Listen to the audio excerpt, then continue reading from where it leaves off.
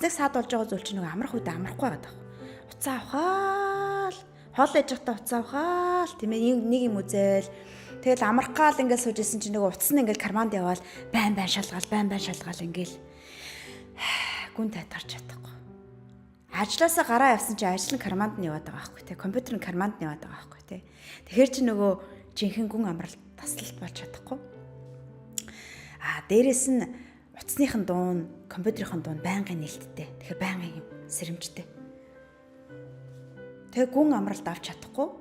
Амраад байгаа боловч олон хоног амраад байгаа боловч бүр сүултээ ядраад ороод ирдэг тий.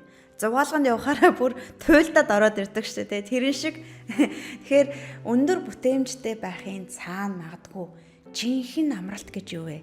Миний би юг жинхэнэ амралт гэж хүлээн аваад услагдаад, дүүрээд, мэлийгээд, мишээгээд ороод ирдэг вэ. Тэрийгээ судалж нээж гаргаж ирэх. Миний хувьд бол нэг намрын зүйл нойр байдаг. Өч одоо 2 бяцхантай маш их ажлын ачаалалтай байдаг. Өдөрт би 4 цаг л ажиллахыг хичээдэг. Тэгээд нойроо аавна яг гараараа амьдралын үйл рүү ордог. Хоол хийх, аяа гугаах, тэгээд бүр ингээ хөлөө хөдөлгөөд алхах, мод очиж тэрвэрн агаар амьсгална, наранд гарна.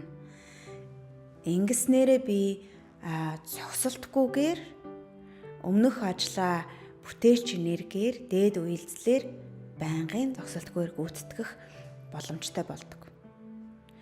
Би онцгой нэгэн биш, зүгээр л би амарч чаддаг нэг.